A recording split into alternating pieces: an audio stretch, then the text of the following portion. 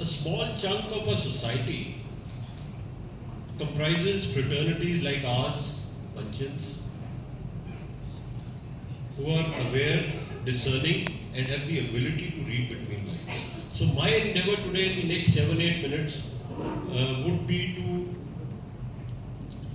give out purely the professional aspects and takeaways from Operation Sindoor.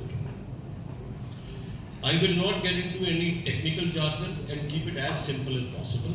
So here we go. Firstly, the objectives or the targets which were outlined were very clear. And they were terrorists and terrorist hubs.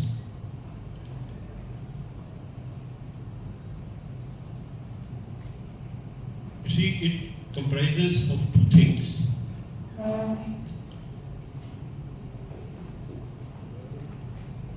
One is intensifying anti-terrorist and combing operations in the valley, strengthening the security grid to counter infiltration, and to ramp up the intelligence network for real-time intelligence where we, like all of us know, we lacked.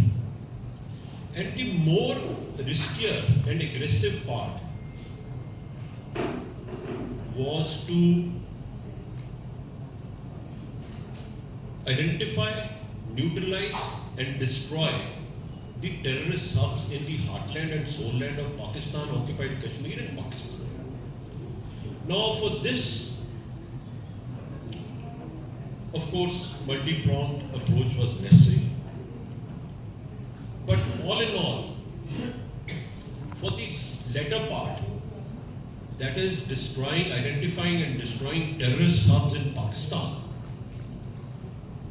and out air and air defense operations were resorted to, which we all saw. Now, a point to note here was that none of our fighter jets crossed the international border. They were all on this side, and they engaged the targets as deep as 60 to 70 kilometers with long-range, precision-guided munitions. So, our fighter jets were used as the airborne maneuver weapon platforms, and which was for the first time that it happened. We are aware of what happened at Balakot, so I will not go into it. Secondly, there was an obvious expectation of a reaction by Pakistan, which happened the next night, wherein our air defense resources were employed effectively against their drones and missiles. Again, a point to note here is that all our air defense resources, which are with our Air Force and the Army Air Defense, were configured to function at one under a system called IACCS, that is the Integrated Air Command and Control System, which was very effective, and we all saw what happened. Thirdly, escalation of any kind was to be avoided. But in case of an eventuality, tactical posturing of Indian Navy, we heard in the Arabian Sea, and the Indian Army all along the front was put into motion. Fourthly, if you noticed, all military operations, whether by Pakistan or by us, were conducted in the hours of darkness. Daytime was primarily being used for diplomatic hobnobs and media narrative. Hobnob is the word that I took from Mr. Atre's annual event. We are looking forward to it. Fifthly, all the across the border firing and shelling was replied to with force and effect. And the next one is that the authorities configured a wonderful team to interact with the media and the public, comprising women officers from the services at stake. Under the umbrella of a very mature diplomat, this was icing on the cake. And lastly, but everlastingly, one thing got very clear, that the new normal for a pre-conflict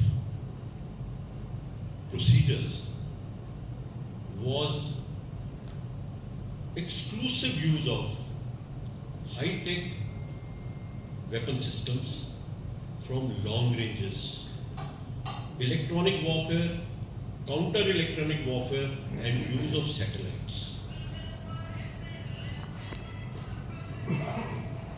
Now, this would be a normal new norm, which we feel would be for any such actions in future before the ground forces, if at all, come into play. So, to conclude, one thing is very clear, that we need to be heads up in the acquisition and training of technologically advanced munitions and systems. A step or two ahead of our adversary for any contingency which I feel, and we all know after the address of our Prime Minister, may become a reality, maybe a practice, on and off, more on than off. So, when I was talking about the air ops, how the Air Force engaged the targets from own side of the border till about 60 to 70 kilometers of the targets inside Pakistan occupied Kashmir.